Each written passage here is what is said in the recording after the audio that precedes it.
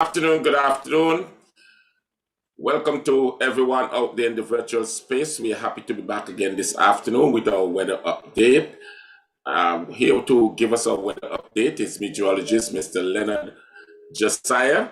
And as you see, he's all suited up, well, ready to go this evening. So but before he does, he's going to be here just giving us a little tidbit on what we are supposed to be doing in preparation for the season. Good afternoon, Mr. Josiah. How are you doing? Good afternoon, my brother. Good afternoon to our listening and viewing public. So happy to be with you one more time. And we are here to share some information with you. And we are continuing to monitor the tropics right now. My brother, I hope you had a great day. And we are right here doing our people's business. So as we continue to monitor the tropics right now, we realize that you're seeing the Atlantic, wider tropical Atlantic view. This wider tropical Atlantic view shows that the Atlantic is rather quiet.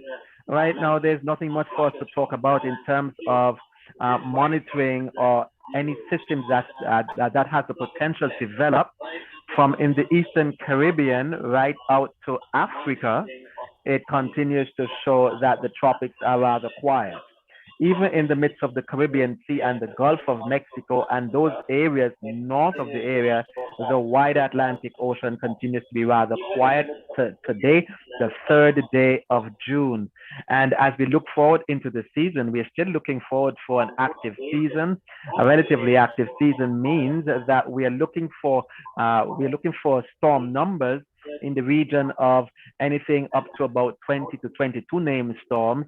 But be that as it may, notwithstanding all of that and the numbers that you are hearing out there, you have to be prepared for that one storm that can pass on by, because that one storm can bring a lot of havoc. Well, yesterday we spoke about the first tip for preparedness, which we spoke about that has to do with you.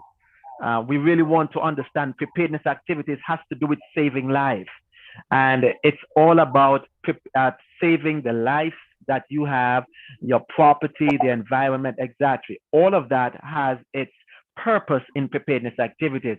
The second point that I want to leave with you today as it pertains to hurricanes and tropical systems is that the fact that you need to understand what are the hazards that come along with these tropical systems that can endanger your life.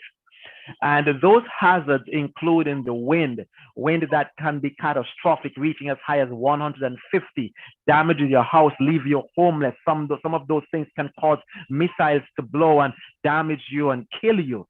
The hazard, first hazard is wind. The second is water. When we speak about water, we're talking about torrential rainfall. Those torrential rainfall can have primary hazards, secondary hazards, and tertiary hazards. Primary hazards are the flood waters. Those flood waters can saturate your soil, causing mudslides. Those mudslides and those heavy torrential rainfall can also cause health problems with respect to mosquitoes, etc. So understanding these hazards for your preparedness activities means that if you take on board these things, you can mitigate against them. The wind, water, and the wave, those individuals who are living closer to the coastal areas know that you can be inundated with what we call storm surge and heavy battering waves, etc. Those can cause coastal erosion, and your properties that are closer to the coastal areas can certainly be lost. So understanding the hazards that come along with hurricane is the second step towards your preparedness activity.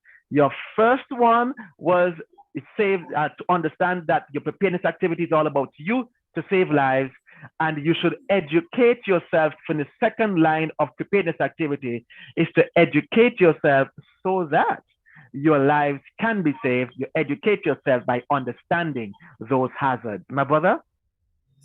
So, as we look into the weekend, because today is our final update for the week, as we look Yeah, into the weekend, are we expecting any rain? Any rain on the horizon? I must tell you that I I have like not that been doing question. any gardening from since January, because the yard is so dry, and the rainwater and the pipe water doesn't do much for it. So I was just wondering if there's any rain, any hope for any rain.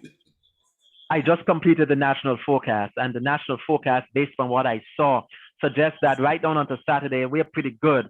But beginning Sunday, particularly on Sunday, we are looking for a surge of moisture that will come up from the south, and along with that, there's going to be a trough in the area, and that surge of moisture should increase the chance of showers beginning Sunday. But it would not be until Monday that we'll see, or Monday or even Tuesday, that we'll see the greater effects of the trough, where we are looking for an increased chance of showers. But these showers are not going to be torrential type showers because of the layered type clouds that are being forecast.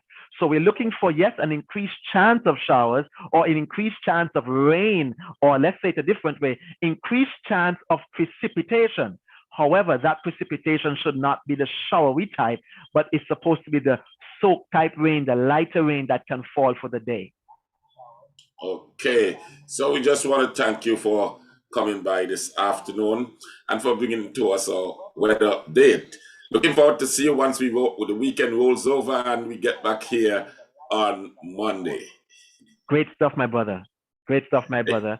And we stay tuned and we continue to monitor the tropics, all well-being for our listening and viewing public. Hey, man, have a great evening.